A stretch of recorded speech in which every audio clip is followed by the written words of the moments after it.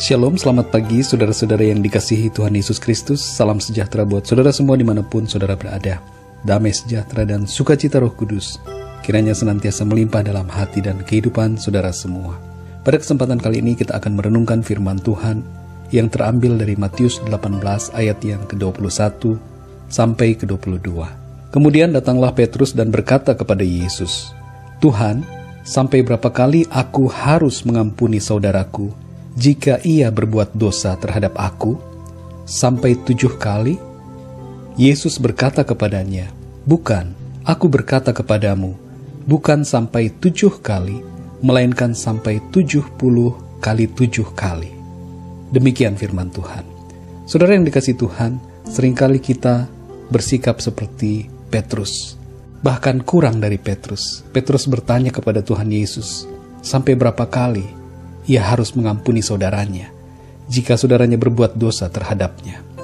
Petrus bertanya sampai 7 kali. Seringkali kita kurang dari 7 kali. Banyak kali kita mendengar orang berkata, saya akan mengampuni dia sampai 3 kali. Kalau dia sudah 3 kali melakukan kesalahan, maka itu sudah cukup. Namun saudara yang dikasihi Tuhan, apa yang dikatakan oleh Tuhan Yesus sungguh mencengangkan, sebab Tuhan berkata bukan sampai 7 kali, melainkan sampai 70 kali 7 kali. Hal ini menggambarkan bagaimana seharusnya kita mengampuni seseorang yang bersalah kepada kita. Kuantitas pengampunan itu seharusnya tidak terbatas. Ketika Tuhan Yesus berada di atas kayu salib, Tuhan Yesus menunjukkan bukan saja kuantitas pengampunan, tetapi kualitas pengampunan. Meskipun begitu besar kejahatan yang dilakukan oleh banyak orang, Tuhan Yesus tetap mengampuni. Saudara yang dikasihi Tuhan, teladan Tuhan Yesus harus kita contoh, harus kita ikuti dalam kehidupan kita setiap hari. Bagaimana kita harus mengampuni orang lain tanpa batas, secara kuantitas maupun kualitas. Mengapa kita harus mengampuni saudara? Pertama, pengampunan sesungguhnya adalah tindakan di mana kita membuat diri kita juga diampuni oleh Tuhan. Mengampuni orang lain menyebabkan dosa kita diampuni. Tuhan Yesus telah menganugerahkan kepada kita pengampunan, saudara. Tetapi bila kita masih menyimpan kesalahan orang lain, tidak mau mengampuni orang lain, maka itu menghalangi kita untuk memperoleh kehidupan yang kekal. Di dalam Matius 6 ayat 14-15 di situ jelas tercatat bahwa kita harus mengampuni. Sebab jika kita tidak mengampuni kesalahan orang, maka Bapa di sorga tidak akan mengampuni kesalahan kita juga. Saudara dapat membaca juga di dalam 1 Yohanes 3 ayat 14-19. Di situ tertulis bahwa kita harus memiliki kasih Allah dalam hidup kita. Kita harus mengampuni orang lain. Sebab jika tidak, maka kita tidak memiliki kehidupan kekal di dalam kita. Saudara yang dikasihi Tuhan, yang kedua, mengampuni membuat hati kita terbebas dari kepahitan. Efesus 4 ayat 31 menyebutkan bahwa kita harus membuang segala kepahitan, amarah, geram itu dari hidup kita. Kalau saudara tidak mengampuni orang lain, maka sesungguhnya saudara terus-menerus membawa beban kepahitan itu dalam kehidupan saudara. Saudara tidak dapat memiliki sukacita yang penuh oleh karena saudara terus menyimpan kepahitan terhadap orang lain. Saudara yang dikasihi Tuhan, kalau saudara ingin memiliki kehidupan yang penuh dengan kebahagiaan, damai sejahtera dan sukacita, ampunilah orang-orang yang bersalah kepada saudara. Lepaskanlah pengampunan.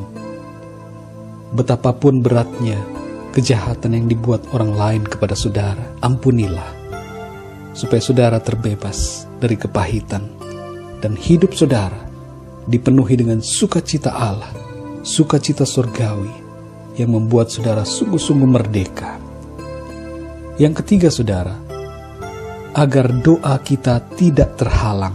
Di dalam Markus 11 ayat 25 di situ dikatakan bahwa jika kita mau datang untuk berdoa kepada Tuhan, maka kita harus membereskan permasalahan kita dengan orang lain.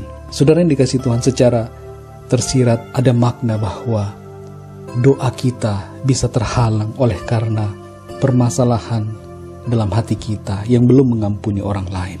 saudara dapat merasakan sendiri dalam kehidupan saudara secara pribadi.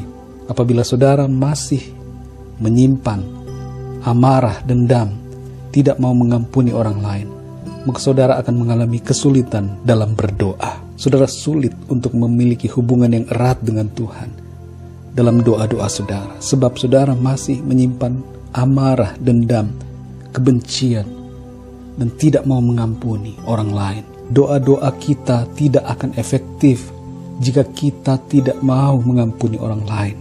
Oleh karena itu saudara, ampunilah supaya doa-doa kita menjadi efektif dan kita dapat masuk dengan leluasa ke dalam hadirat Tuhan yang kudus, hadirat Tuhan yang suci, penuh dengan kasih. Sebab Allah itu kasih, kita harus datang kepadanya di dalam kasih Tuhan.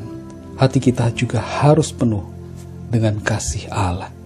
Saudara yang dikasihi Tuhan, jangan biarkan beban berat mengikat hidup saudara dan menghambat perjalanan rohanimu. Ampunilah, maka engkau akan terbebas. Wajahmu akan berseri, penuh sukacita Roh Kudus. Hidup saudara akan mengalami kemerdekaan, kemenangan di dalam Tuhan apabila saudara senantiasa mengampuni orang lain. Bila saat ini saudara masih menyimpan amarah, dendam, kepahitan kepada orang lain, maka ambillah keputusan saat ini untuk mengampuni mereka. Katakan kepada Tuhan, Tuhan, aku mengampuni mereka.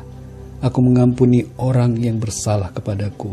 Saat ini aku tidak mau lagi mengingat kesalahan mereka, sebab aku mengampuni mereka.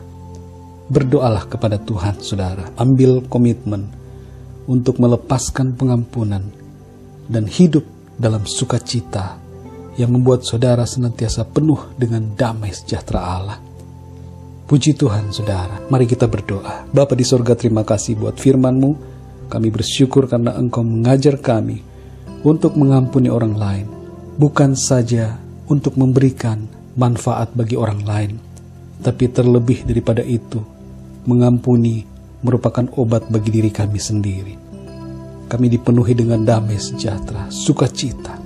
Dosa kami diampuni, dan kami memiliki hubungan yang lebih erat dengan Engkau Tuhan. Tuhan berkati setiap pendengar renungan ini, agar Engkau menjamah hati mereka, terlebih khusus bagi yang masih menyimpan kepahitan, amarah, dendam, tidak mau mengampuni orang lain, supaya saat ini juga dipenuhi hatinya dengan kasih-Mu Tuhan, kasih surgawi, dan dimampukan untuk mengampuni orang-orang yang bersalah kepada mereka.